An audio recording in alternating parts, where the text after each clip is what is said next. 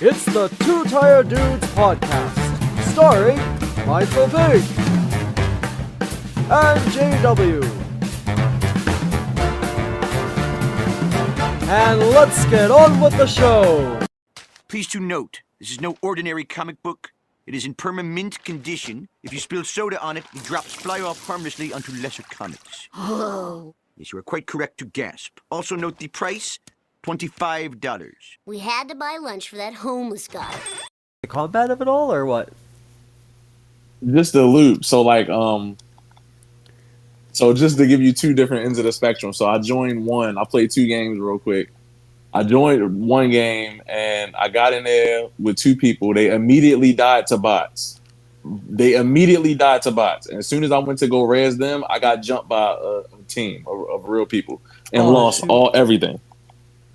Yeah, I heard Right, the so- bots are like crazy in that game. Apparently, like They actually are crazy. Wow. Okay. They are. So then I played a game directly after that, and in that game I joined with a team of people, and they kept getting dropped, but we actually made it to the extraction point, and we all died at the extraction point, but we still extracted. So the game is just crazy tense. It's so tense. That's awesome. Wow. Check that one out. Hey Galactic, thanks for joining, buddy. Sir, how y'all doing? Oh, not too bad. Is the audio okay for you too? Yeah, perfect. Yeah, awesome. Okay.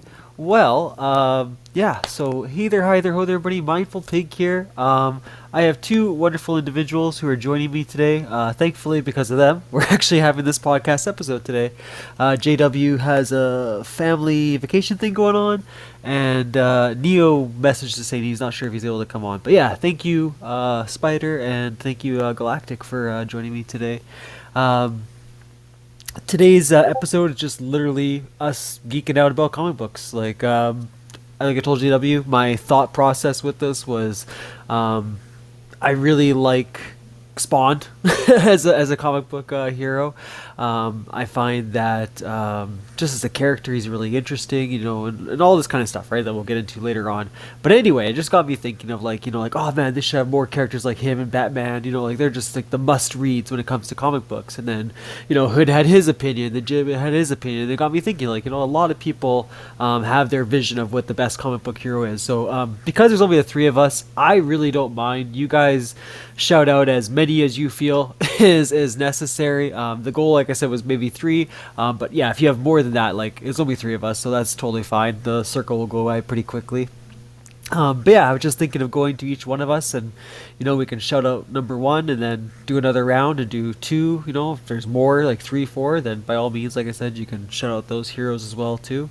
I am totally okay if you want to shout out certain comic books that you think are important to read or to review or whatever have you. Myself, I just started getting into comic books again, so like I said, I'm just here to shout out the characters. But yeah, if you guys have more knowledge, by all means go into it.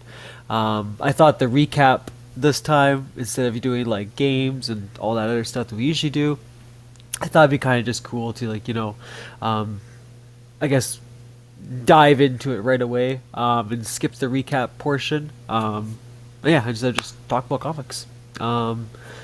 Galactic, I know 2099 is doing multiple things right now, so if you want to kick us off, buddy, you're more than welcome to. Is there a certain comic you think we should all read? Is there a comic book hero you're a fan of?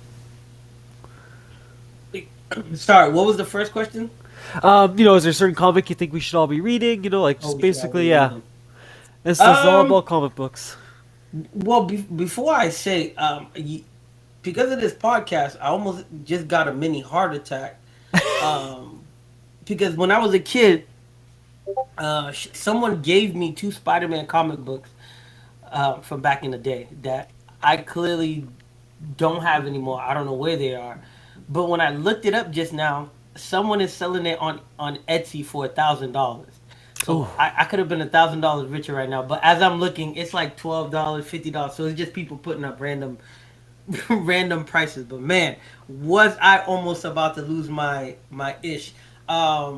I feel you. Like short story, I had a Charizard one time. Like I, kept buying booster packs as a kid, and Yeah. dumbass me, I went ahead and I put that Charizard in my pocket, rode to my friend's house to brag to him. And it just happened to be a rainstorm, so you can only imagine what happened to that card. I know, I was so pissed. Even as a kid, I was Oh like, "You're an my idiot." goodness. What have I done? Yo, man, younger. Before we go to that too, yo, I'm gonna be honest with you guys. That's the only thing I really think about. If I could go back in time, Oh I yeah. would just go back in time, buy product, and write myself a note and say, "Don't touch this until you're like 40." That's all I would do. Put money in stocks that I know that are gonna boom. Like I wouldn't change anything. I wouldn't tell myself this girl is terrible. This guy's a bad friend. This is what's. I wouldn't do any of that. All I would do is just buy product to hold for the future me to have and know what to do with it when the future comes. Kind of like holes when the stock they had I think it was Verizon stock buried in the ground, and later on the oh man I kind of ruined the movie. Hopefully everyone's seen it. Spoiler alert. That part, but no, I think everyone, to be honest with you, I've been doing my best trying to keep up with the Absolute series that DC is doing. I think everybody, if you're into comics or if you're at least into Batman, Superman, Wonder Woman, I like Flash's story. Green Lantern is interesting too. Martian Manhunter was alright from what I saw. I think if you're trying to get back into it, the Absolute series that DC is doing, everyone should check that out. 100% because it's interesting. It's a whole new take, especially Batman and how they're flipping the villains around. Some of them are actually good people, and then some of the villains are like over the top. Like Joker is over the top. Like he's a not to give it away, but he's definitely a new type of monster in this absolute universe.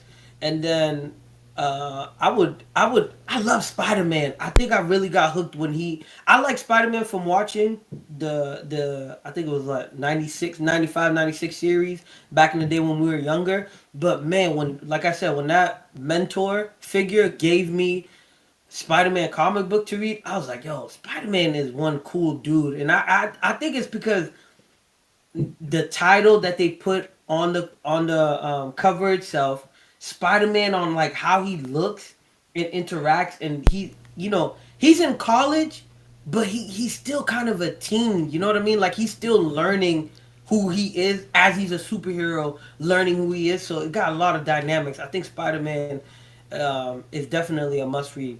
And then I Absolutely. just recently picked up the Dakota incident.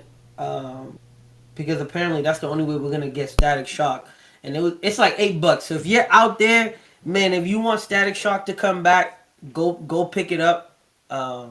It's $8, and they're only gonna push Static Shock forward if they see that people really want to read the comics or see them on the screen. It's only gonna work if we spend the money. So definitely check that out. See, it's so funny. Thinking of like this conversation. Sorry, my mind traveled a little bit there, but I was thinking to your Now you good. I was thinking to your podcast there, Galactic, where you guys were talking about animes at the time, right? And Yeah. you were just saying, like branching out, right, and not always sticking with the mainstream animes.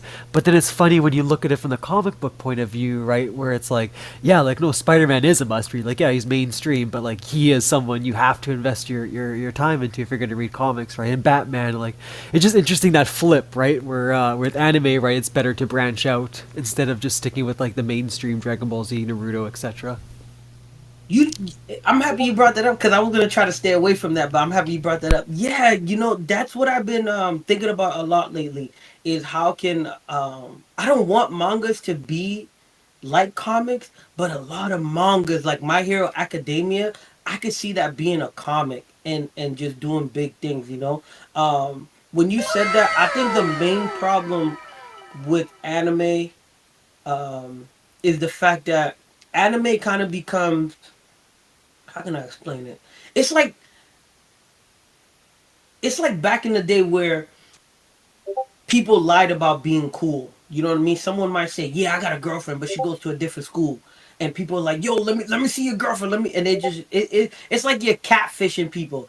And I think that's why what anime and mangas, a lot of people try to go away from mainstream because everyone starts catfishing and saying they like anime. Where deep down inside you're like, "Nah, I think you're only saying this to be cool and in." Where anime is one of those things where, man, back in the day, you used to get shunned for that. You used to get made fun of. You used to get beat up. If Absolutely.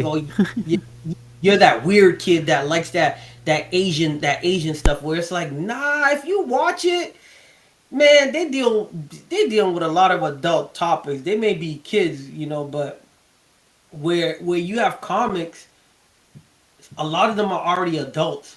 So it's like we're looking at from an adult perspective, or they just turned adults. But it's these characters learning about themselves as they're being heroes and saving themselves. And plus, it also comes from a time where times were rough. We needed hope, and I felt like comics really provide hope. Where manga, they kind of dive into history. They kind of dive into dang, now that I think about it, I think anime's best quality, it dives into itself. Because you can always find something that you like. You know what I mean? The fact that That's they have really cooking true. anime, football, soccer, baseball, fighting demons. They got fantasy. They got free run. They got mechs. They got you know, mechs that are animals. They got Beyblades. They got power ups. They got um like you said, Dragon Ball.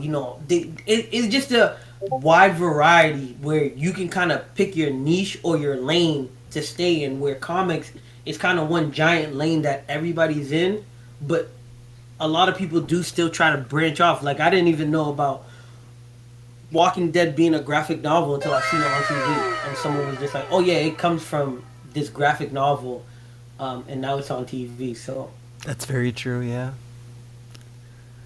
Um, yeah. No, no. That's a solid point, right? Like, anime creates more of like that fantasy world for you, where in comic yeah, books, not that animes don't, but most comic books, right? It's like here's New York City, here's Chicago, yeah. here's wherever, right? Like you can relate to it a lot more. Hmm. Than you can with the anime. Out of curiosity, though, going on that bridge, what is it that you think that makes Spider-Man stand out as like a good comic book hero to read about? Because I mean, he is like obviously he's stood the test of time, Yeah, gone through fact. three different actors, many different series on TV, but we always gravitate toward whatever the next Spider-Man project is. So like, what do you think makes him stand out as a character? I think it's real in the sense that you know, spoiler alert for those that don't know, but I'm pretty sure a lot do. His uncle died. His Yeah. uncle got robbed, um, or just like the kids like to say, he just got clapped in the streets of New York. Um, you know, it's I think the internal monologues that he has where he's thinking to himself. He shows that he's frustrated. He doesn't always get the girl. I think Spider Man just shows that he's like us, even though he's a hero. You know what I mean? Where you have Superman, you got Batman, good looking guys. They always get the girl. Um, they don't really talk to themselves like as if they have problems. They just go at it. Um, I feel like Spider Man just gives off. Peter Parker is equal to Spider Man in a sense, and the fact that when he puts on the suit, it it's like they fused into one, but we still get Peter Parker and we still get Spider Man. So it's not two separate people coming together. Is this one thing? No, I said that wrong. It is two separate people coming together to be one, but we still get the two separate people instead of them coming into one and then one disappears over the other. The video that's trending a lot on social media is Spider-Man is fighting a villain and then you kind of hear Peter Parker's voice where it's just like, yo man, I'm tired, I need some water, I need to take a break, we've been going at this all night, he's been attacking people, I can't catch a break. And then you hear someone screaming, I need help, and his suit's ripped up and tattered up, and he's like, man, all right, cool, I gotta go back at it. So I just think that they really did a good job with making um, Spider-Man relatable, because they didn't drown out Peter Parker's voice when he puts on the costume. It's not, kind of like Batman. They really play on it where Yeah, that's Bruce a is good Bruce. point. Yeah, Bruce is Bruce, and Batman is Batman. So when they become, Batman takes over the body in like kind of like the symbiote. Batman takes over the body. It's Batman doing everything, and when he takes off the costume, it's Bruce that's in the body. Bruce is doing everything when it comes to money, whatever war stuff they got going on. So same thing with Superman. Clark is Clark. Superman is Superman. They just in the body where Spider-Man and Peter Parker, they fuse. They're still individuals doing things. Like his mindset doesn't change about anything that he has going on. Like I bought it's called Fake Red. It's a manga style. They let a Japanese guy. I should have brought it down with me. There's a Japanese guy that they let create a Spider-Man manga, and in the manga, that's what's going on. Like he told Mary Jane he would show up somewhere, and as he's fighting the villain, he's like, "Oh, cool, I got enough time." He looked at his phone because she texted him. He's like, "Okay, cool, I just beat this guy. I'm gonna put him on the street, zoom, zoom, zoom, zoom, zoom, and I'm gonna go." And as soon as he tried to go, someone needed help. So now he has to suit up as Spider-Man, and he's still thinking while he's fighting, like, man, I need to hurry up or Mary Jane's gonna leave me. So I think that's a dope thing, because we all have that inside voice where we want to do one thing, but sometimes the voice says do this, sometimes it says do that, and we got to figure out which version of ourselves wants to show up, which version of ourselves wants to do X, Y, Z. So I just think it's just a real aspect of Spider-Man. Now you got me thinking. I got to do more research on Spider-Man. Um, No, that was a fantastic point, my dude. I Yeah, appreciate it. Appreciate it. wow.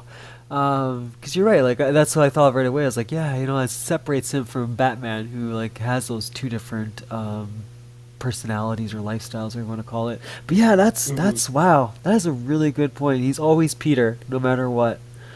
Yeah, Yeah. which is dope. It leads to the especially when he's going around with Fantastic Four, the jokes. Because plus, I don't know if you guys ever been to New York. Shout out to all your New York fans, but New York is not a real place. I'm gonna be honest with you. New York is not a real place. New York is I don't know what New York is, but it's not a real place. Like if you really been to New York, you traveled throughout New York. Um, New York is New York. It's not. I don't know how to explain it, but it's not. It's a mega melting jambalaya pot. Like everything is in New York, and that's why I feel like it's not a real place. I feel like that's why they got all the superheroes there. I feel like that's why everyone complains about how come all the superheroes don't team up and blah blah blah, because they wouldn't want to. They would like to stay in their area and save their area. They're not. If you're from the Bronx, you're not going to Manhattan to go help Spider Man out. You're not going to upstate New York to go help Tony Stark. You're gonna stay in your boroughs and do your thing. You know what I mean? So New York is not a real place, in my opinion. It's a fantastic place, though. Fantastic. There's food everywhere, but it's not a real place. And what about you, 2099? What comic book hero would you shout out? So first, of course, Miguel O'Hara, which I grew up reading, Spider-Man 2099. 2099 has always been my favorite superhero, because it's like, in contrast to Peter, 2099 is gonna go. He's gonna take it as far as he needs to go. Um, so like most people know that Pete has like he pulls punches, and he has a no killing rule and all of that stuff. Like Miguel had a similar upbringing, well, not too similar, but it wasn't like all sweet. He had an abusive father that used to beat on his mother, and verbally abuse him, but his brother was treated as the perfect one, so he kind of had this, edge to him. Um, and then he gained his powers, doing a genetic experiment and stuff like that. But Miguel is like, he will slit your throat. Like if he has to, he will slit your throat. Like he will injure. He's not gonna be like, okay, we're just gonna send Goblin to jail and then it's cool. Like if he need to stop, if Goblin needs to be stopped, he will slit his throat. He will bite him. He has venom in his teeth that can paralyze people. So he'll really take it there with you. In addition to him having talons in his hands and in his feet. Um, so Spider-Man 2099, his it's just so dark. Like New York 2099. Um, he just does anything that he needs to do to protect it. I recommend people read like One Nation Under Doom 2099. That was a good comic book where the Spider-Man and the heroes of 2099 had to try to stop Doom, and it was just real dark, real moody, just a real good comic book. But really, that whole Spider-Man 2099 #1 run, which was written by Peter David, is just a really fantastic story, and I recommend everybody really read it, especially people who don't know too much about 2099. I know a lot of people got that depiction of him from Across the Spider-Verse, and it was a good depiction of him. I think it still kept like the background being dark, with his family dying and everything, his wife and his daughter, and with him telling them like, look, you can't just go across the Spider-Verse and just try to, fix everything. Cause look, it's written in a way where it's supposed to happen. Like your father is supposed to die, Uncle Ben is supposed to die, and you just have to live with that. And that kind of encompasses his whole personality in the comic books, where it's just like, it's going to be what it's going to be. I'm going to try to save the universe. We're going to try to make sure everybody's safe. We're going to do everything that we need to do. But, at the end of the day, whatever's meant to be, it's just going to happen. And you're just going to have to deal with the consequences of that. And I think that's what makes his story so good, because it's not, the typical happy-go-lucky story where everybody gets saved. The world is just so protected and everything goes right. Whereas though Peter's story is more based on Peter going through troubles in his personal life, and Spider-Man being that outlet for him, to that one outlet for him where he feels like he's doing right and he really serves his purpose. It's the opposite for Miguel. It's like his personal life, like growing up and stuff like that, it just is what it was. But when he's Spider-Man, he going hard in the paint. Like he going hard in the paint. Period. Like, and that's why his story is so good. So I recommend everybody read that story. Watch Across the Spider-Verse. It was a very good depiction of him. If you into video games, Spider-Man Edge of Time is a very underrated Spider-Man game. It stars 2099 and Peter, and it takes place in New York 2099, and that's another good depiction of him as well. As well as his levels in Shattered Dimensions. I think every piece of media that he's been in has been a really good depiction. I don't think he's one of those heroes that really suffered by being in a movie or suffered by being in a game. I think they really kept him who he is across the board. So he's just a good hero, very underrated, but his stories are amazing. Yeah, man, that sounds really cool. I was gonna ask too, because like I guess I'm not incredibly knowledgeable with all this stuff, but the 2099 like universe, right? Like is most of the superheroes a part of that one? Are they all like different the way that he is as Spider-Man, or? Yeah, they all have their difference. They're all like, I don't want to say completely different, but they are like a lot different from how they are in the Earth 616, which is the main universe. So Oh, cool. yeah, and they interact a lot. Like you have a lot of stories where like I'm trying to remember which Spider-Man. One of the Spider-Man, it wasn't Peter, it was a different Spider-Man, but they came to 2099 and was kicking it with Miguel. So they're a lot different, but the universe is a lot darker. It's much more darker. So you got like Punisher 2099, Doom 2099. You got Fantastic Four down there. Who else did they have? They had. I'm trying to remember. I think they had Iron Man 2099. But yeah, it's just good. Like people should just check out the 2099 universe if you want something more darker and more mature with like more stakes. It's like a more grown up take on the universe. Yeah, that's cool. Yeah, I definitely will then. Yeah, was never sure about like I said. Oh lordy, I know like you said before. I think I saw it in the Spider Multiverse there, 2099. But yeah, I wasn't too familiar with the universe itself. Um, yeah. So for myself there, kind of spoiled the milk. Mine was Spawned. I really enjoyed Spawned as a kid. Um, just the cartoon that they had on at the time, and then the movie came out, and I don't know, I just thought he was just a badass looking character. Obviously not able to understand the story behind it all. I had an idea for it, right? But like Spawn as himself as a character is very dark, right? A lot of adult themes that he goes through and challenges and all that. And, as a teenager or a kid, right, you don't really fully grasp that until you become an adult.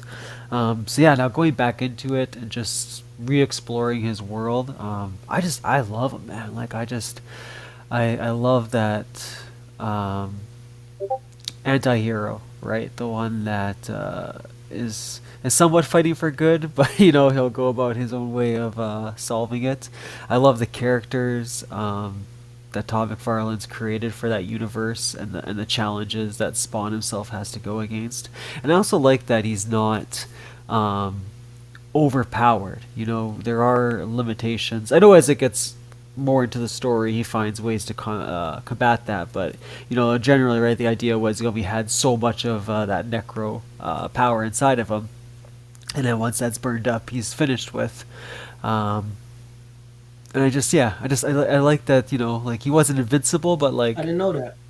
yeah. I mean, the first couple of episodes there, right? They kind of talk about that one, because he's just the Hellspawn, right? That's why there's so many different versions of Hellspawns. But yeah, it was just really neat that he wasn't like Superman, where I don't know. When you read a Superman comic, right? Like that dude pretty much has every single power under the world. If there's a math problem, right? All of a sudden he's like the mathematician of the, like it's just ridiculous. Like there's always some way he can solve it. But like I say, like with Spawn, it felt different, right? It was like he had all those powers, but like, there was he could bleed, so to speak. I guess is the best way to say it. But yeah, that was definitely one of mine. Like I said, I've started going into the comic books themselves. I kind of enjoyed most variations so far that I've read of Spawn, minus Dark Ages. Not that I don't like it. It's just that one's I find is a pretty like lore heavy. Whereas I prefer more of like the action and like the panel to panel moments in the other Spawn comics. But I mentioned him because Galactic, you also threw out Batman there, and I feel like Batman's kind of similar, right? He's that cool anti-hero that you just kind of find drawn to. But yeah, it was your shout, my dude. So I'm curious, why Batman? That's a good question. I was thinking about that the other day. And I'm not gonna lie to you, didn't really come up with it. I don't know if I came up with an answer or not, but I do want to say too. Maybe I'll save it for the next round of questions. I think everyone should read Marvel Civil War, the first one. That's really good. If you got the money, get the hardcover because the hardcover is really smooth. But why Batman? I'm gonna be real with you. I think Batman because, like you said, it's dark. You know what I mean? They use darker colors. Um, some of the villains are not really villains. Like Two-Face is just he's just had an unfortunate accident. Clayface, unfortunate accident. Poison Ivy, Catwoman, stuff like that, which I do find interesting. I also find as I get older, I find Joker interesting, where um, he's just challenging the status quo in an evil way. You know what I mean? But I like Batman too, also for the fact that, man, I think one of the first movies, and I'm gonna be honest with you, I don't really rock with my dad like that, but one of the first movies I can remember him bringing home was Batman Return with Michael Keaton. Oh man, what a movie! The fighting, the choreograph, the Oh Oswald yeah. Cobblepot when he bit the guy's nose, showed you how crooked government politics is. You know, when they put the bomb underneath his car and he's driving around, and I don't know, obviously it's not that realistic, but you know, the fact that as he's driving, he punched the hole through his car to grab the bomb and get it out of there. How they incorporated the penguins. Um, Yeah, the you Penguin know, Army. That was awesome. yeah, man. You know, and it was kind of graphic. Damn, what had happened to him? I don't remember what happened. I can see it, but I can't remember 100%. You know, the penguin's all beat up, and instead of bleeding blood, he's bleeding out like this black ooze. So they, you know, Yeah. they're trying to tell us like, you know, yeah, he's human, but since he's been treated like a penguin all his life, this is his blood. He feels more animal than he feels human. Even though the whole movie he's been fighting to prove that he's a human. So it's things like that. I think mainly Batman just challenges. I don't want to say goody because I like goody too, but I kind of like how what y'all said about Spawn and Spider-Man 2099. You know, I think it just challenge Batman just challenges the status quo, and and I know it sounds messed up, but I think it's true. The fact that he had a plan for every superhero just in case if they got out of line. Um, I think he's right for doing that. You never know. I mean, look at Clark. Green Rock can shut him down, but Red Rock can spin him to Incredible Hulk status where he's just going ham. You know what I mean? Then you have Injustice. Look how easy it was for all the heroes to go bad with no one to check them. What would happen? You know what I mean? So I just like the fact that Batman. Uh, well, I'm assuming Bruce, Batman, whoever, is just a very smart human being. You know what I mean? I Oh think yeah. Batman allows you to think that anything is possible. You just got to put your mind to it. You got to work, kind of like that Mamba mindset, where you're just like I'm being challenged, but excuse me. But if I put my mind to it, I could get it done. I just always felt like Batman always had that mindset that he could always get it done, like no matter what. So I feel like I could relate to that a lot. Yeah, like that's such a good shout with Batman's villains. The reason why I say that is because yeah, a lot of them, they're human in a way, right? I mean, he does have some that are obviously a little Right. Off inhuman. the wall. Yeah. um, but that's what made I found the moments where he would cross over into someone else's universe, whether it's Superman, Wonder Woman's, etc., right, or in the Justice League, and he would go against things that are obviously beyond what he's fought before and still come out on top. Like Batman was very interesting that way. And then, like, unlike Superman, right, it wasn't cheesy, ridiculous powers. Like you said, Yeah. like he actually put his brains to it, right, and found weaknesses. Even when it came down to taking down Superman, right? Like, he obviously found whatever his weakness was and took advantage of that. Just a very cool superhero, and that's definitely a good shout as a reason why he stands out. Yeah, and it's dope. As you watch the series, the other heroes kind of look up to him too. You know what I mean? And I like the fact that he never got arrogant or big headed. You know what I mean? He had a mission. Unfortunately, you know what happened to him as a kid with losing his parents, but he always had a mission and he stayed on mission. He never.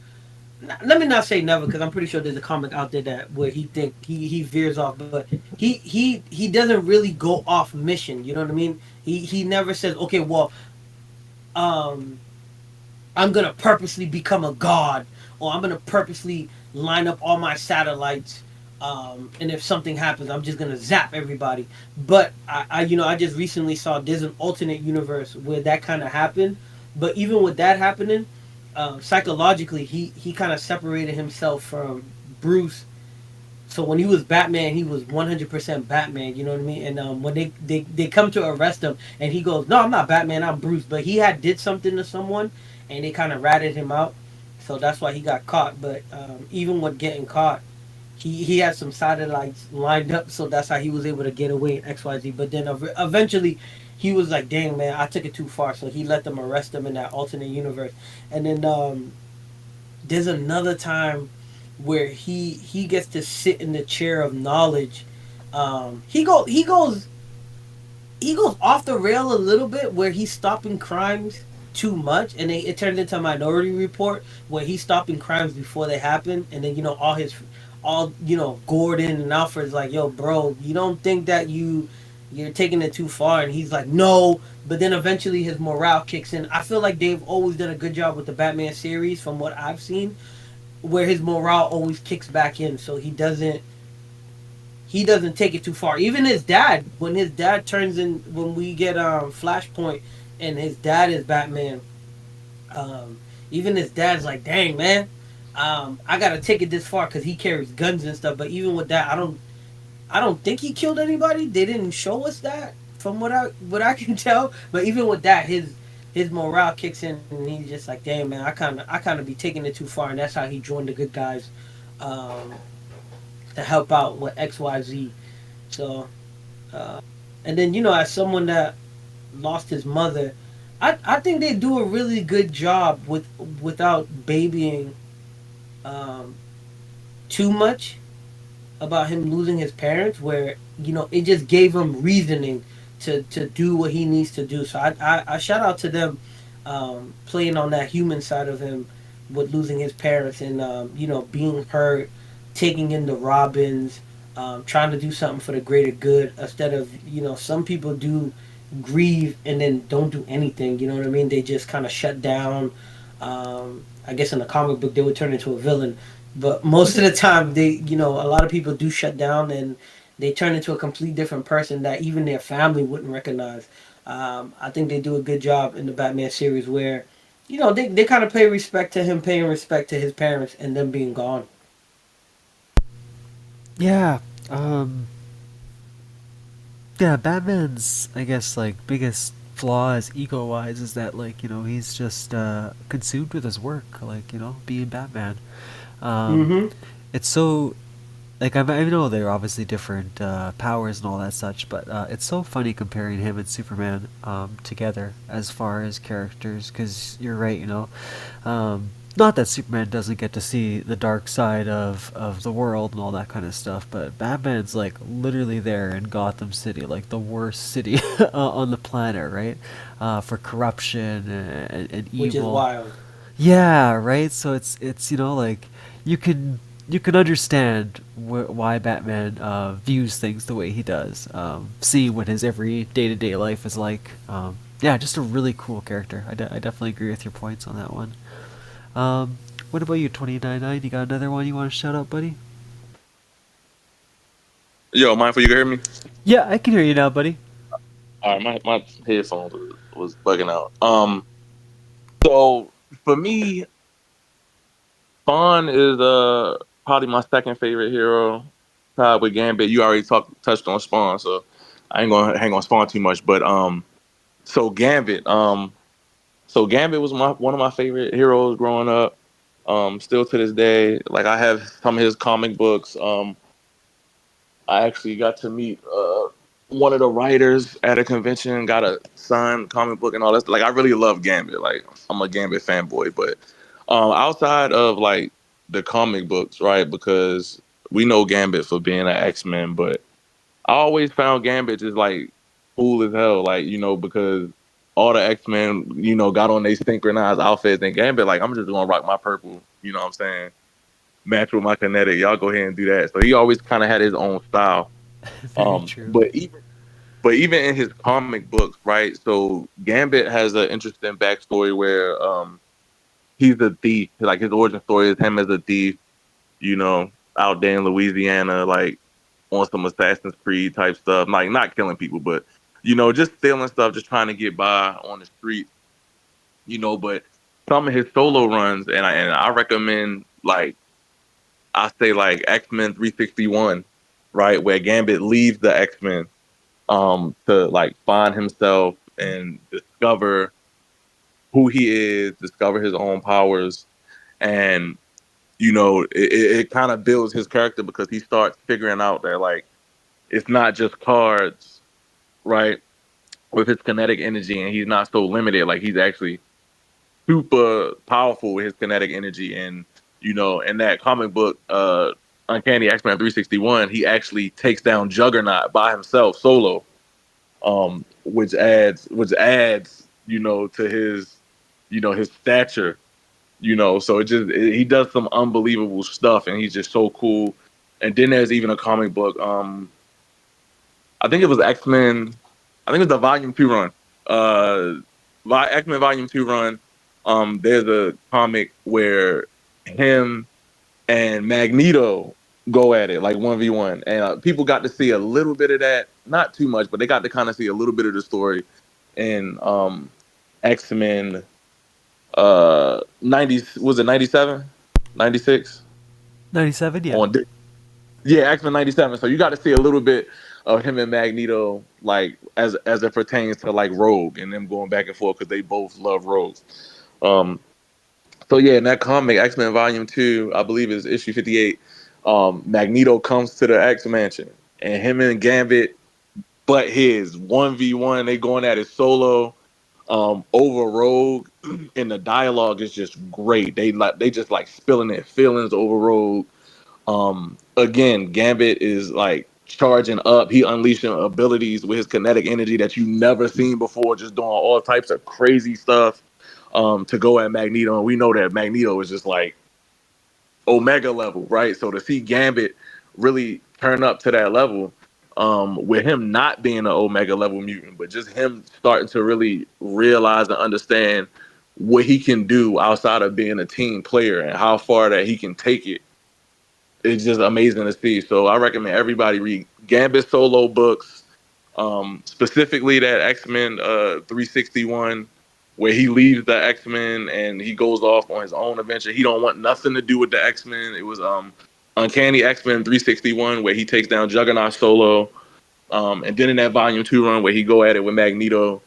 And then him and Rogue have some great comic books together too. So I just think Gambit is underrated. He has some really great stories, and I'm so glad that he was in Deadpool. He got his moment. I'm glad that he's coming back for Doomsday. I hope they don't kill him off. They probably will, but that's another story for another day. But I'm just happy that people finally get to see him like stand on his own, and because he's really great. And not only is he a part of the X-Men, not only does he look cool, he's got these cool powers. He's very powerful. He's funny as hell. Gambit is so funny with his one-liners. He reminds me a lot of like Spiderman, but like in the X-Men with his one-liners. So Gambit is just great. People need to check out Gambit.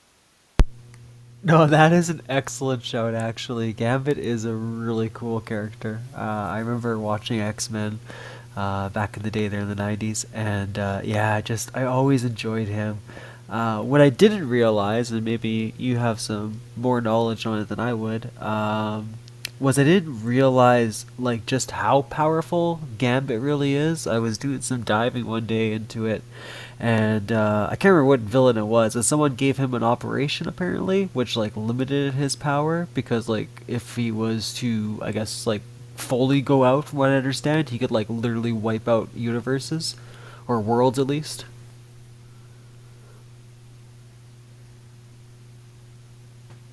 Yeah, I was about to mention that I did see something like that as well. He has some limiter put in his head, and I think it's because of the multiverse or something like that. He saw a different version of himself, fully Yeah. powered, and he's Omega level. Really, if he has no limits on him. So Gambit is like once he starts discovering his full strength, so Gambit can control all energy, like down to the molecular level. So like he can really like create detonations inside your body, like manipulate all of your energy. Like he can set people on fire. Um, like so that's why his potential was limited because he had Omega level. like Gambit could be Omega level, but he didn't want to be Omega level. Because he just realized that he was just way too powerful. And even when he joins Mr. Sinister, right? And he becomes one of the Horsemen of Death. And that's who did it. It was Mr. Sinister. Mr. Sinister decided to nerf him when he joined Mr. Sinister on the dark side. But yeah, Gambit is incredibly powerful. Incredibly powerful. So technically he is Omega level, but Mr. Sinister kind of nerfed him because he's like, Gambit is kind of like OP. That's cool. Okay, yeah, I knew he was like really strong, but yeah, I wasn't sure of the whole backstory behind it. Wow. Yeah, like I said, I always found Gambit fascinating. Just that kind of stuff obviously makes his character seem even better. Um, like I said, just kind of started going back into comics. When I was a kid, for example, if you guys were talking about places that you bought them from, I used to go to a toy store called BJ Toys, and they used to have like it was basically like your store you'd go to if you're gonna have a party. So they'd have like all these massive bins, and it was 10 for 10, or 5 for 10, or whatever the case was. And they had a comic book bin, and that's actually where I started to first get my comic books from. I think it was like 50 cents a comic or something ridiculous like that, like super cheap. Anyway, I got into like X Force, like all these like random ones, the Tick, Max, like just random comics that weren't too mainstream yet, at least. But anyway, jump into now.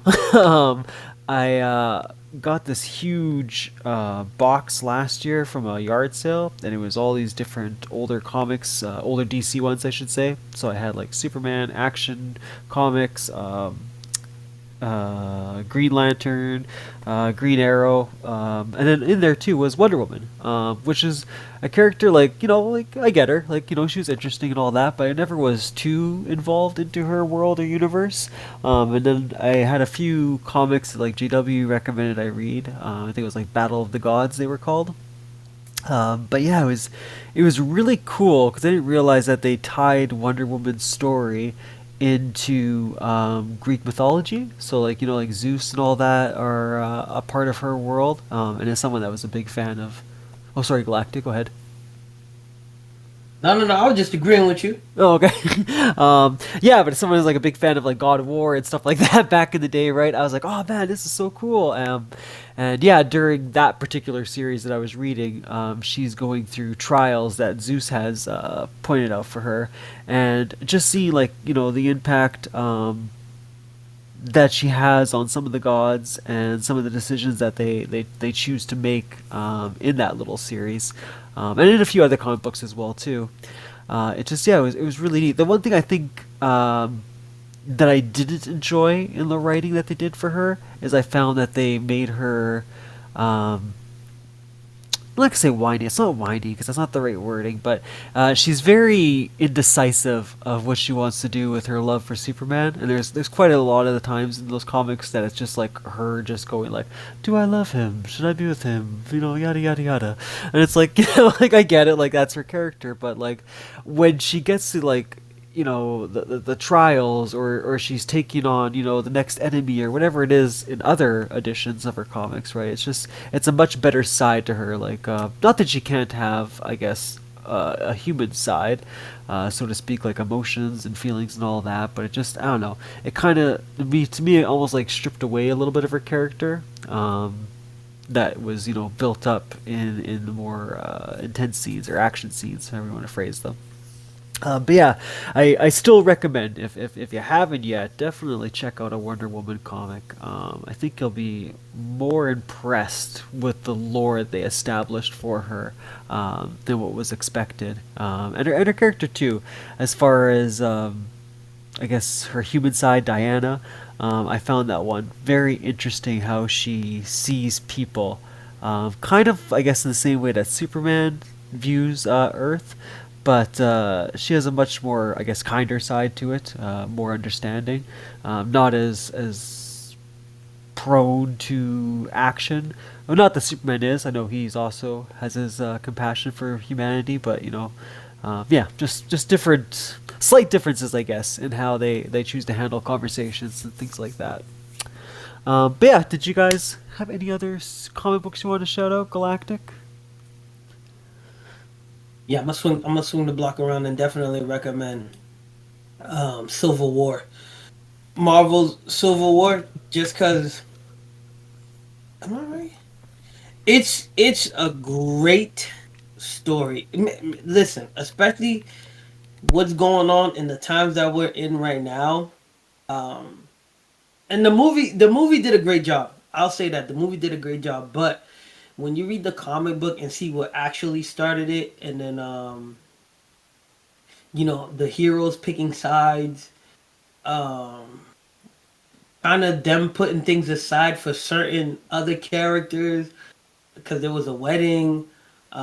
Part two wasn't bad, but part two was kind of like, again, I guess that's the future we live in where everyone thinks that Minority Report is gonna happen. Part two is kind of like Minority Report in a sense because there's someone that can see the future, but not the whole future, and it kind of leads them to do some wild things. But Civil War really challenges, um, in my opinion, the idea of a hero. You know what I mean? Like how far is being a hero? Where's the line that we have to draw where people with superpowers can go? And kind of how, yeah, how far? Well, I would say leash wise, how far is the leash that they have on being a hero, and how short it is as well. And then at the end of the day, they're just humans with powers because even watching them go back and forth with their dialect, watching them going back and forth when they have to fight, friends are going at friends and stuff like that. That's why I felt the movie was really good. How Falcon and Winter Soldier teamed up to fight Spider-Man. That was a good part of the movie. That was hilarious. And then they all had their jokes and stuff like that, even though they were fighting. That whole thing, it didn't get serious until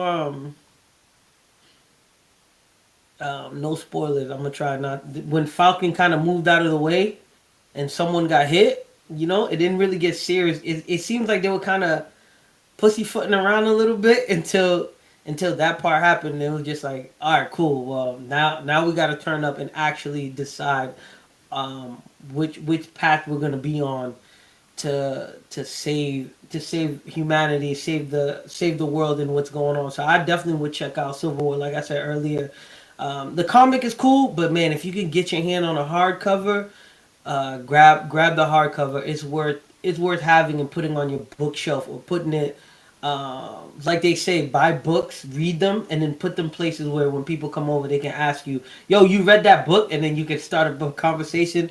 You get the hardcover Civil War Marvel. You put that somewhere where when someone comes over in the kitchen, on the living room table, on the coffee table, wherever you may be, they'll ask and spark up a conversation. Even the cover is just dope. The artwork is amazing. The coloration is great, visually. So it's a 12 out of 10 for me to this day. Nice, nice, my dude. I'll have to check that one out. I like that idea with starting a book conversation. Um, what about you, 2099? You got any other ones you wanted to shout out, buddy? So I'd recommend, especially people who have only seen the movies, I recommend the original Infinity War. Um, Ooh. that has all of the heroes in it, X-Men, Fantastic Four, because it helps you understand like how severe the situation was. Because like a lot of people like really die, and they die in like very gruesome, horrible ways in that comic book. So your Wow. favorite hero, you will see them like literally just a lot of gore in that comic book, in that original Infinity War. So I recommend that one. I also recommend the original Secret Wars before the movie comes out in 2027, because then you'll get to see um like how that whole storyline played out and how powerful Doom was. You'll get to see the first introduction of the symbiote, of Spider-Man getting the symbiote, because that was the first introduction of the origin of the symbiote. Um, Besides that, I would say Oh, Marvel versus DC is a good one. I had that comic book. So Marvel versus DC was a good one. It's a crossover comic book, obviously between Marvel and DC, and it was just like straight action. So if you like action, mindful, I know you like action, then that's a good book because you just get to see just a bunch of matchups. It's like you got Spider-Man versus Superboy, you got Batman versus Captain America, you got Wolverine versus Lobos, Incredible Hulk Wow. versus Superman. So if you can get a hardcover of that one, that would be incredible because that book was just every page, every panel, just dream matchups, and they whooping each other ass on there. Um, so yeah, those three, and of course any Spider-Man 2099, specifically the first run written by Peter David. After Peter David stopped writing them, they kind of fell off. But his run of Spider-Man 2099 is incredible. One of the most fantastic books you will ever read. And also Spawn Armageddon. I don't know if you read that one yet. You need to read Spawn Armageddon. That book is incredible. Nice. Okay, no, I'll definitely check that one out. And Marvel versus DC. I am curious though because obviously you read the comics for it. So in the Infinity Wars like movies, like was there lots then that was like missing during those movies compared to the comic books, or was it just those couple parts? Or It was lost because it was a lot of stuff because in Infinity War you missing like a lot of the leadership. So you missing oh, Cyclops, you're missing Reed Richards. So you don't have the X-Men and Fantastic Four, which are two of the most focal parts, along with the Avengers of it. You're missing, obviously, you missing all of the gore because in the movies, a lot of people died because Thanos snapped, but like in the comic book, like he was decapitating people, he was splitting people in half. You wow. was, you was seeing people brains, like some of your favorite heroes. Like it was like traumatic, like reading that book, like watching, just imagine seeing and whatever your favorite hero, say your favorite hero is Storm, right? I don't recall her ever getting like destroyed in that book, but just imagine Storm getting Thanos cutting her head off and then stepping on it, and you see all her brains and all the like. That's how bad like that comic book was. So yeah, so the Holy. movie it didn't have everything. It was pretty good though. It was good though. I thought the movie was good. I think it's one of the best comic book movies. But yeah, they were definitely missing a lot. But they did the best they could with what they had to work with, so it's not their fault. Yeah, of course, but wow, what a different side of Thanos that would have been too. Like, not that he wasn't already Oh, a and also the badass. Hulk. The Hulk didn't look like a complete hoe in the comic books, by the way. So you want to see a good version of the Hulk? He's in that comic book. Oh, that's too good. Yeah, okay. So the last one I had for you guys, question wise, was obviously we've said in the past, right, and during this podcast as well, different superhero movies that we were fond of. So now, let's picture millions of dollars falling into your lap, and you get the decision of what the next superhero movie should be. Like, who would you guys pick from the comics that you read that you feel, either hasn't been done well enough and deserves a redo, or maybe a character that hasn't been picked yet that you feel really deserves its own movie?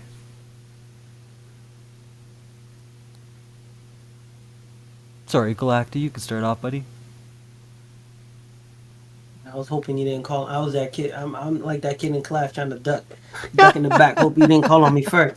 Nah, nah. I'm happy. 2099 mentioned. I don't know why I didn't think about that to look that up. Infinity Comics. I definitely got to check that out now. That's dope. I didn't know Thanos was going ham like that, and then the X Men's were in there as well. So it does make sense. I gotta check that out. Millions of dollars in my pockets. A good superhero movie that should get done. Man, I'm gonna be honest with you. I don't know, but um, I would like a real good Flash movie. Ooh, Maybe nice something with choice. Barry Allen and Wally West if they could do something. I'm gonna be a little. I guess I'm gonna try to answer quick and fast. A little selfish. I would love a Silver Surfer movie, Oh yeah. or at least a TV series maybe. I don't know if they could make a 2 hour movie, but maybe a mini TV series. I love outer space. I love the idea of a Silver Surfer. Um, See, I would say Cyborg. You know what? You know what? You know what? Millions of dollars. I'm gonna cut to the chase. I'm making a Teen Titans movie. We're gonna make a Teen Titans Oh, movie. Yeah, we'll do Teen Titans. We'll get Cyborg, Starfire, Robin. Um, we'll do that. We'll do that, and then if it does well, I'm gonna be greedy and try to throw money towards really getting. I'm gonna come to YouTube because y'all got $1 million too between you. So that's 3 million. We get together and we make a Batman Beyond movie. You know, we try to get Batman Beyond greenlit, either animated or a live action movie. We'll finally get that done. So I'll really say Teen Titans, like Teen Titans. The one that was originally on Cartoon Network, not Teen Titans Go, even though it's hilarious, not Teen Titans Go, but Teen Titans where they get down to business as looking like okay. almost like kids, but they're teens, and then a Batman Beyond, and then if there's time, I would love a Flash and Silver Surfer like TV show, but I'm gonna go towards Teen Titans and Batman Beyond. To be honest with you. Ah, Teen Titans is such a great show too. I never even thought of that one. Damn, that'd be a really good. I'm actually shocked it's not a movie yet. Like, that's an excellent choice. It's so Yeah, funny I don't when. know if you guys see. Go ahead. No, no, go ahead, buddy. Go ahead. No, real quick. I don't know if you guys seen the HBO one. The HBO one wasn't bad, Okay. um, but I just feel like like we always talk. They could obviously. I'm not a writer, but there's certain things they could have fixed. But whatever the budget allowed them to do, they did their thing. So it wasn't too bad. So if anybody has HBO Max or whatever they're going by this time around, if it's still up, check it out. It's not too bad. Yeah, no, definitely check that out then. All I was gonna say was that it's funny when I ask these questions because in my mind I have an idea of, most characters that might be mentioned and all that, but everyone always surprises me and they always shout a character that I didn't think of. So in your case, Galactic, it was the Flash. Not to downsize him whatsoever, right? When I think of him, it's like, okay, the guy that can run really super fast. I know it goes deeper than that. I know he has other abilities that come with that power. But yeah, just curious, like what would a Flash movie look like then, if you were gonna have one? Like what would you focus on, or what would you do to make it stand out? I would focus on. I think they were on the right path for the movie that came out. I would focus mainly on him um, understanding the Speed Force, and then uh, we would have to work a way to get Wally West in there because they said he's the strongest because he kind of like fused with the Speed Force in a sense. So try to find a way to get them both on screen, and then um, we're gonna keep doing it so that it's a multiverse thing. Then really get into the Flashpoint and how he kind of messed up the timeline because the DC does. I don't know if you guys have seen all the cartoons that they put out. Man, the cartoon movies that they put out, 10 out of 10, they usually don't mess those up. Um, and how everything got wrapped up was amazing. So I would love to honestly see the flashpoint happen and then us reaching the ending and how like he realized. I think it's always nice when superheroes realize why they're still human with powers. You know what I mean? Where even for being a hero, you kind of gotta give up your selfish needs. He just wanted to save his mom. That's it. You know what I mean? Like Yeah. I feel him on that. I feel him on that. The one parent that you really love or you have the best connection with, they pass away. You just wanna whatever you could do to go back in time, um, to save them, to make life a little bit better for them, to do XYZ whatever. So I think if they could tug on the human aspect of him while he's doing all the speedster stuff and understand how to use his power, throwing thunderbolts, reading minds, eating fast, and doing all of this stuff. Because a lot of people, like they say all the time, think that they could be fast and be the Flash and stuff. But I like how they break down the science of it. That it comes with a lot. Like you're thinking really fast. Your metabolism is really fast. You're constantly fidgety. You're constantly on the move. And how much power it takes to restrain all of that to just calm down and be in the moment and be present and figuring out things without overreacting or moving too fast where the boys, the very first episode, um bullet train run through that guy's girlfriend like it's nothing. You know what I mean? Like Flash could Yeah. easily do that Monday through Sunday. But he's careful, he's zigzagging, he's doing this, he's doing that. So I think if they can, besides giving us the flashy stuff, or let me take that back. What we would work on with our $1,000,000, besides working on just the flashy stuff, we would work on like the showing the human aspect behind them and what it takes to actually be the Flash and have all this power, and all this speed and being part of the Speed Force and feeling the energy around you and stuff like that. And just going into that, because I think a lot of the times that's the one thing that's missing when people think about the hero they want to be, is the fact that it does come with a lot. Can you, as a person, do you think you could train to control this just like this superhero? And I don't think a lot of people do, and that's why some people don't think about superheroes or being a hero or doing XYZ. They're like, oh, it's cartoon, it's kid stuff. No, no, no, no. It is, but there's a lot of mental aspect that goes into developing this character to be this character for someone we like. Listen to all the examples we gave with all the heroes we like. Yeah, we may not have those powers, but the mindset of having those powers we can all have in a sense. So I think I would focus on something like that. The it would be like the underlying message that if you're not paying attention, you'll like the surface level stuff. But if you're paying attention, you'll like the surface level stuff. But you'll like the behind the scenes mental aspect that we're trying to bring forward for you to like in a Flash movie. Wow. I'd say between this one and your amazing Spider-Man conversation that you had with your ideas that you had about Sandman revealing um, Peter's dad's base there. Definitely, if you ever make a movie or a short movie, I want to watch it, Galactic. You definitely got some good My man, thank you, ideas. sir. Thank you. Listen, I appreciate it, man. Listen, talk to my lazy side.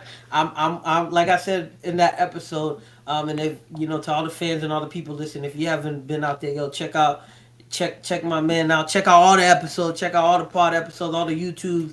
They got YouTube shorts. Y'all can just check. I played it for the wife earlier. Check out the shorts, and all of that. Listen, I just got to talk to my lazy side, man. I got a lot of ideas. I write them down as bullets, or even I probably shouldn't admit this online, but it is what it is. When I'm at work, I take the printer paper. I'm jotting things down. I just need to sit down and write it, man. So that's why I like your pod. I like what you're doing. A lot of thought provoking stuff in the Discord. Join the Discord if y'all out there. All that stuff. Good people. Same thing with Spiderman 29 Discord. A lot of people just throwing things out there that really sparks ideas. And the mind. I think the mind is one of the most underrated thing that's out there in this day and age, which is kind of crazy. Yeah. Because everything is about being creative. You know what I mean? But a lot of people just prefer to be kind of mediocre or the same, where it's just like, nah, man, I, I, th- thank you for the compliment. I'm gonna work on it. I got you. No worries, my dude. I agree with you. A lot of people are scared to take that risk, right, of putting themselves out there or their idea out there and seeing what happens with it. What about you, 29? I have a feeling who you're gonna pick, but I'd love to hear what your movie would be.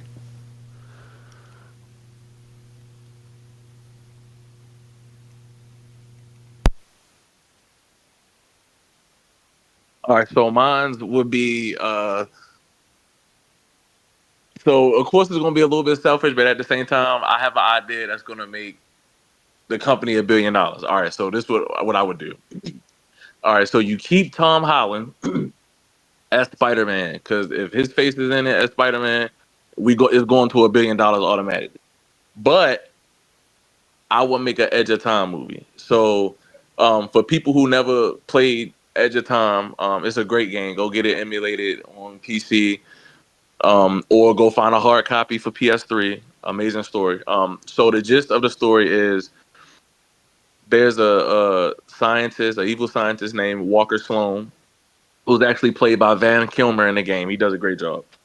And so he tries to make an interdimensional gateway so that he can go back in time and Spider-Man can never exist. So he goes back in time and 2099 fails to stop him. So Dr. Sloan gets everything built up.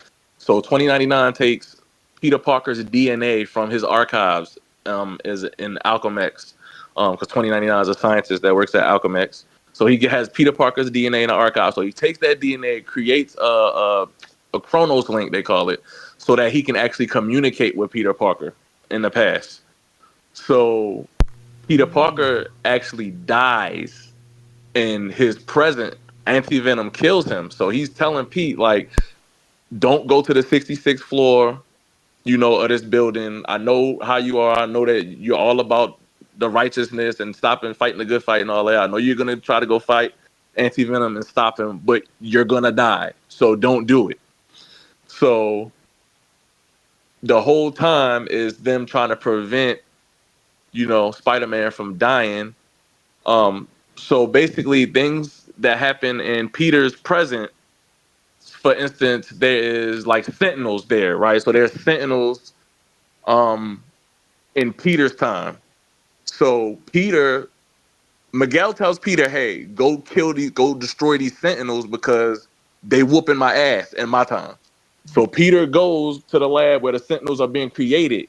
He destroys the Sentinels and they instantly disappear from 2099's time. So it's got this cause and effect storyline where everything that Peter does in his timeline is affecting everything that's happening in Earth 2099. So it's helping Miguel, and also some things are hurting Miguel that Peter's doing. So eventually Anti-Venom gets his hands on Peter, kills him. 2099 has to go into his world, save him, put him in like this little chamber to restore his life.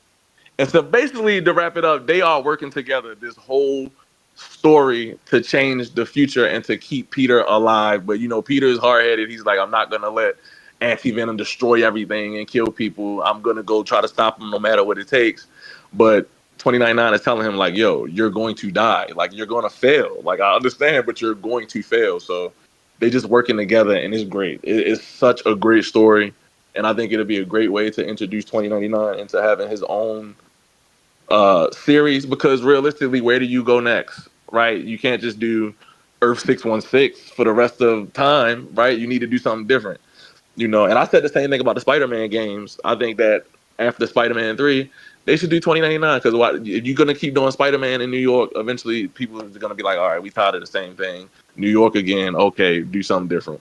Another conversation for another day. But yeah, that's what I would do. Edge of Time movie, dark, a lot of death. You got Tom Holland, you're going to make $1 billion. You throw Zendaya in there, you're going to make another $1 billion. And then you get in 2099 national recognition, which we already got some of in the Spider-Verse. Highly regarded. People love them. We want to see more of them. Live action Edge of Time. I like that. Yeah. No, that's dope, man. That's fucking awesome. I like the idea of every action.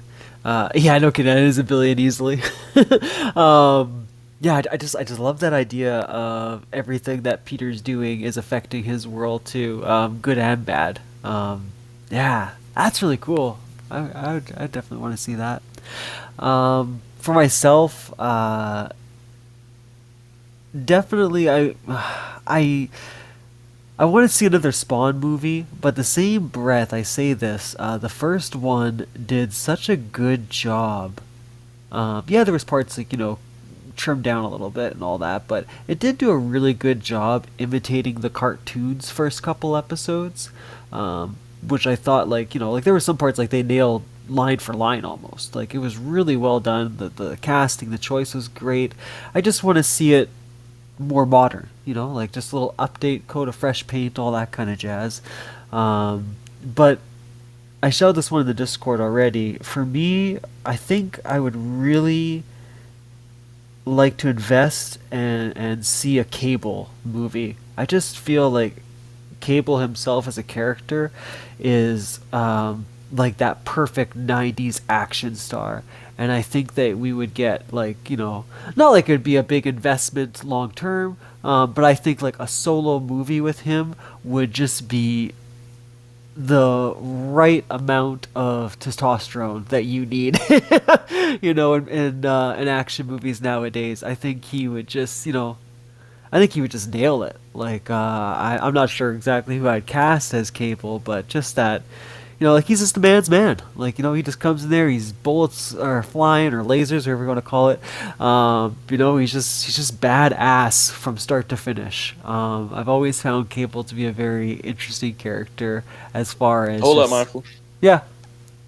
Did you like? I want to ask you. Did you like Josh Brolin as Cable in Deadpool 2? I thought Cable's his storyline in Deadpool 2 when he came from the future, I thought it was done pretty well. Did you enjoy that? Yeah, no, I did. Yeah, no, that's actually a good show. Yeah, I've kind of forgot about that. Yeah, no, I definitely like that one. That was a good choice. Just really think it'd be a very interesting solo movie. But yeah, selfishly, I would love to see Spawn get another movie entry. So yeah, for you guys then, it is your moment to shine. By all means, take the center stage and shout out anything you're working on, anything that's coming out in the future, or just any kind of promotion at all that you want to do for yourself. Galactic, go ahead and get us started, buddy. Again, I do appreciate being here. Thank you all for your time. Thank you for having me. Maybe we'll talk offline. I would like to know what you guys think about the new Spider-Man trailer that dropped with Tom Holland. But other than that, what do I got going on? Nothing really. I would just say check me out on Instagram, Galactic Protein. Like I said before, I'm recording my powerlifting journey. I'm making videos. Trying to drop them out, kind of like episodes, kind of trying to drop them off, where some are long form, some are very short. You just watch it and keep it moving. Be on the lookout for this spring, early fall for Ramses Learns Grace. That's a children's book that me and my wife is working on. Book 2 should drop out late spring, early fall. Check out the clothing line. The link is in the description on IG, where I'm trying to drop off graphic tees for day to day. Some for the gym, some to just go out, some that you can fuse both with. I'm just trying to bring my most creative self forward. And then also check me out this week, definitely on IG if you're into video games. What else do they have there? I guess mainly video games. I'm going to PAX East 2026 in Boston. My goal is to record everything that I see. I got a couple of interviews lined up. So I'll be showing you guys video games that are coming out, soon to be coming out. If I get any codes, I'll give it to you guys. So check me out. If you're into video games, check that out. I try to post as much as I can in the Discord, whatever I'm allowed to. I don't want to overstep anything like that. I'll just fill you guys in on what's ever going on. So that's PAX East 2026 is going on this week. Oh no, when you hear this, it would already pass. Just check me out. If you're into video games, it will be in the Discord when you're hearing this. So this is my past self talking to the future, you guys. Whatever I get for free that I can pass along to you guys will be in the Discord, will be on IG or YouTube with Drewcast, and you'll be able to get the information. Or you can just hit me up and I'll give it to you. That's awesome, man. Way to go. That'd be so cool to attend.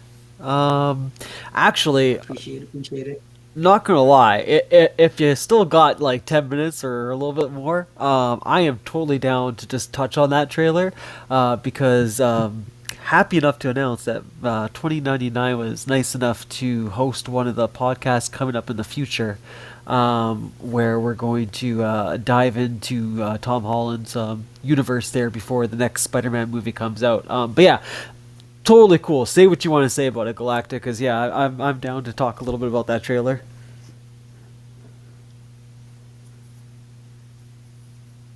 That's what's up. Listen, I like, to be honest with you, I love this Spider-Man. I think they do a really job with storytelling, keeping it vibrant. Um, the jokes.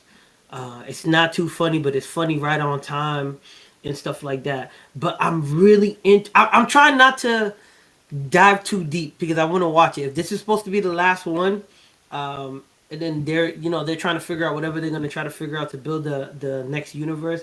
I'm trying hard not to dive too deep into it, but I think a lot of people are right where that one scene where he's fighting the Red Clan, I forgot what they called, and the people have noticed that there's a lot of gaps and The little hand.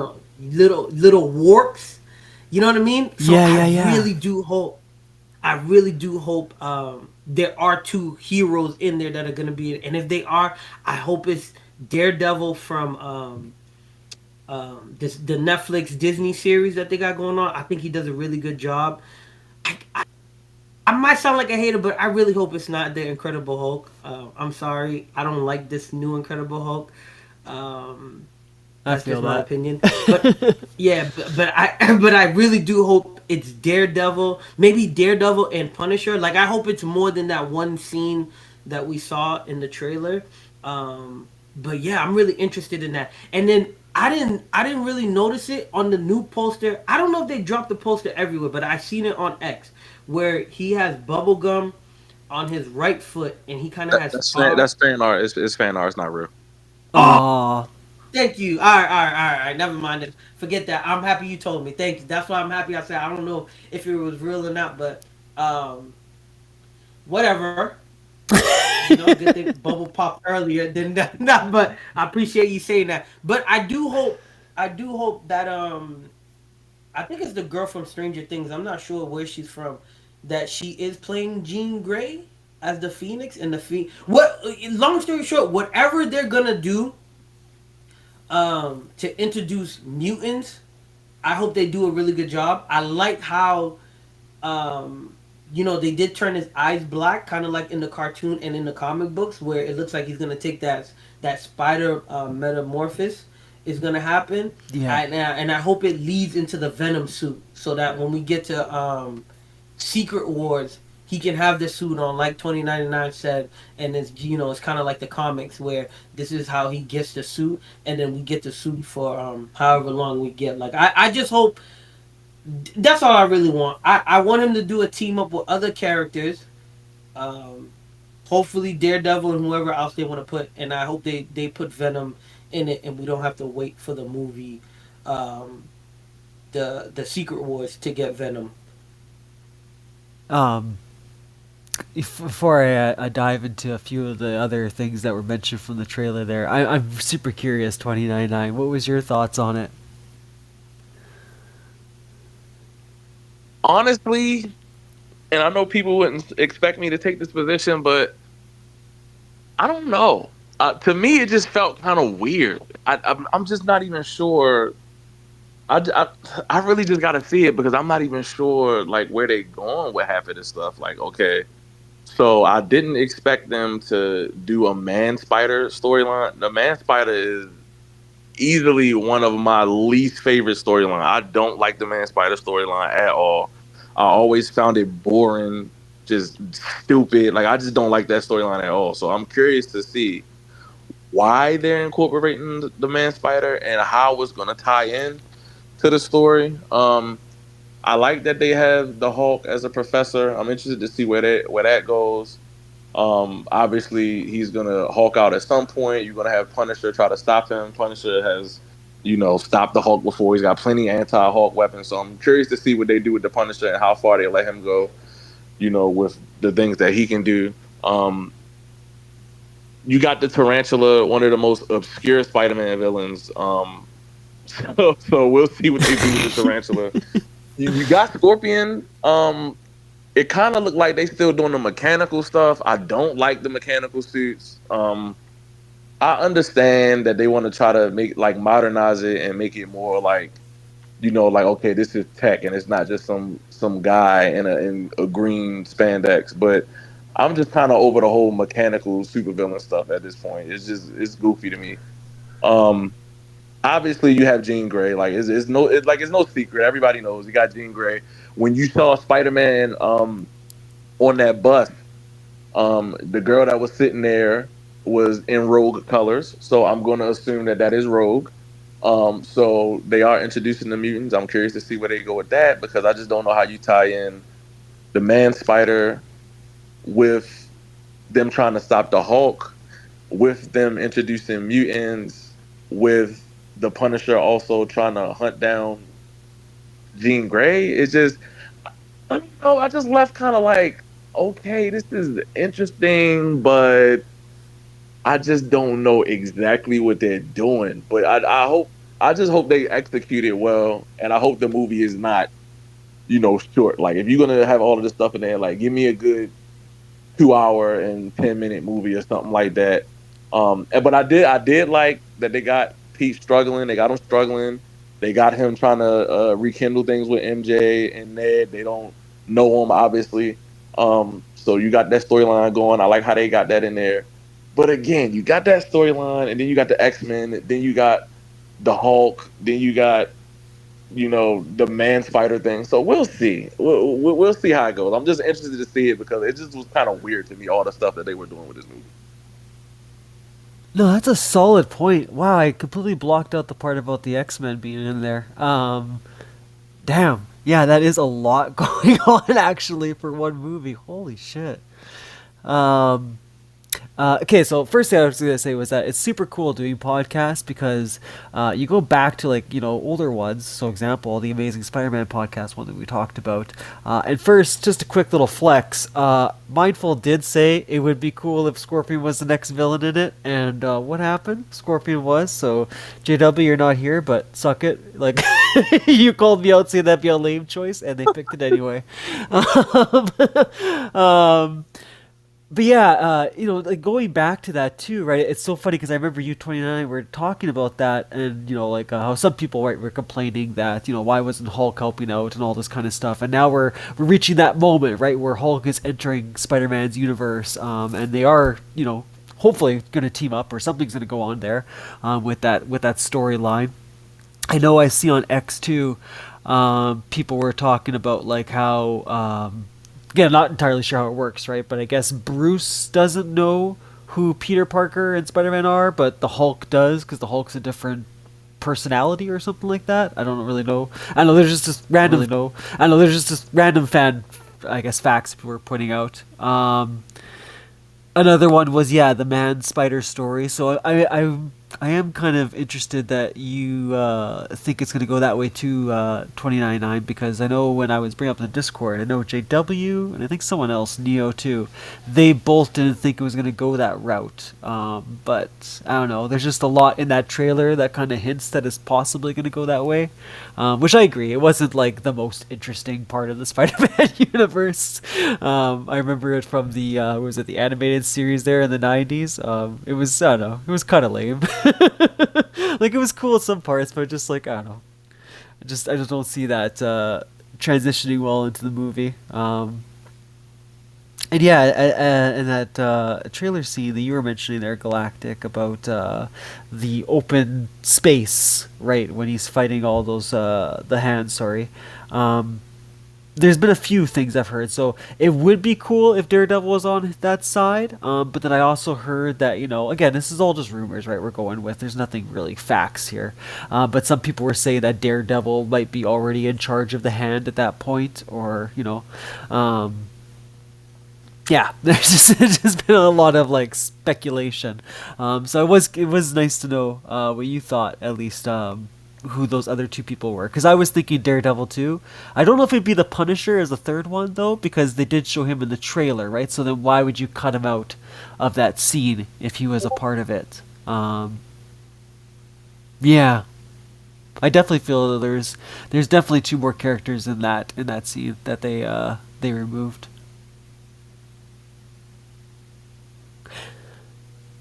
But yeah, no, just great. Great reviews so far of the trailer. I look forward to that podcast episode. Sorry, I just I'm just thinking about more. It's like I'm really excited for it because someone else on X actually described exactly how I felt, and I feel like with this movie we are coming back to like Spider-Man 2 with Tobey. You know, like there's a lot of similarities in there that this Peter's going through that Peter did as well. Not that I wanted to copy it, you know, or anything like that, but I like that. This side of Peter, where everything's gone out of his life, you know, and he's kind of rebuilding Spider-Man, so to speak. It'll be very interesting to see how Tom handles this version of Spider-Man and his journey now.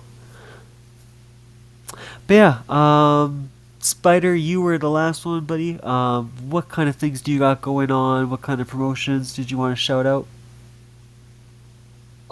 Join me on Twitch, 2099 Gaming tomorrow. For WCW Monday Nitro. I've been building my universe up on WWE 2K26. I'm having a great time so far. So if y'all want to watch some fun wrestling, pull up on me tomorrow at 6 o'clock Eastern. WCW Monday Nitro. We got some good matchups on there.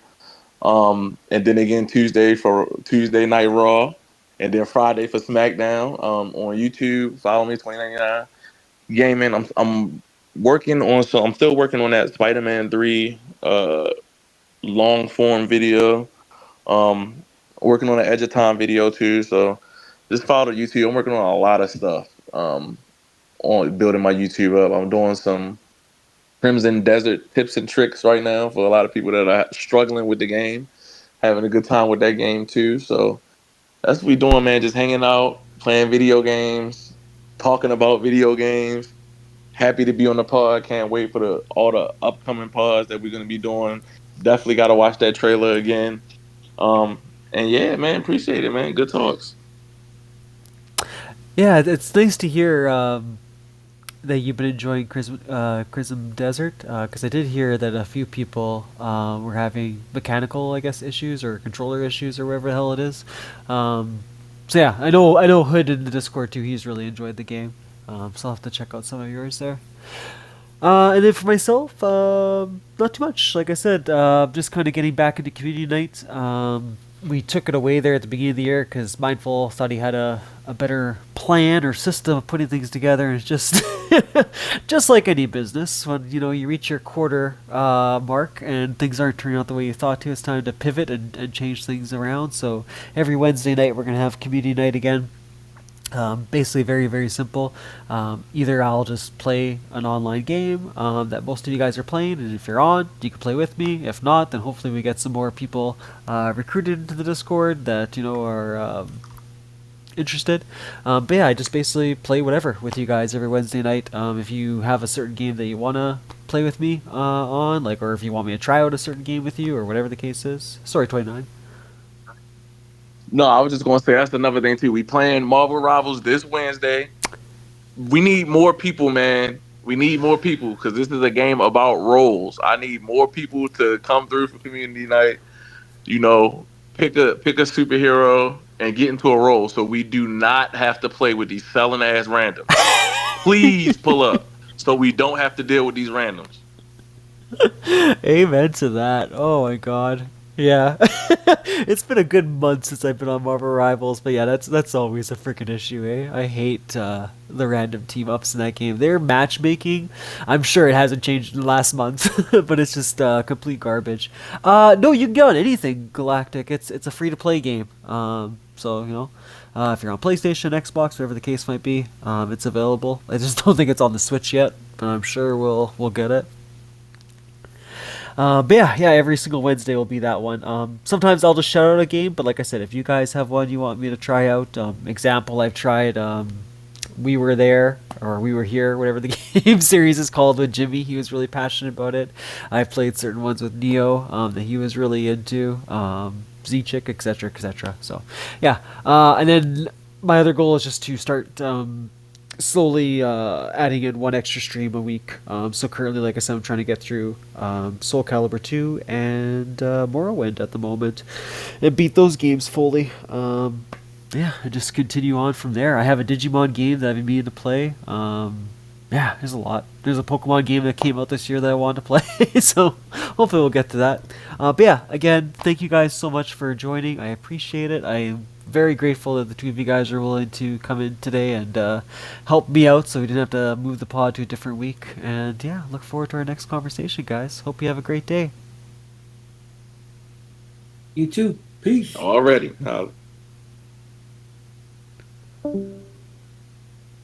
All right, and as always, thank you guys so much for listening, for tuning in.